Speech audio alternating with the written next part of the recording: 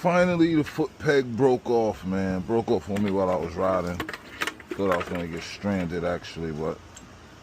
So we will eventually get the welder and get this back on. But also, when I was leaving the store and I went to start the bike, the pull starter didn't retract.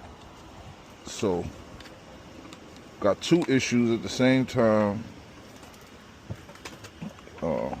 The engine and everything is fine. I just have to get a different pull starter. I might have one in the house. I don't know. And then, yeah, I got to get this welder. But that's the update. She's running good, though. Still going to get a cruiser.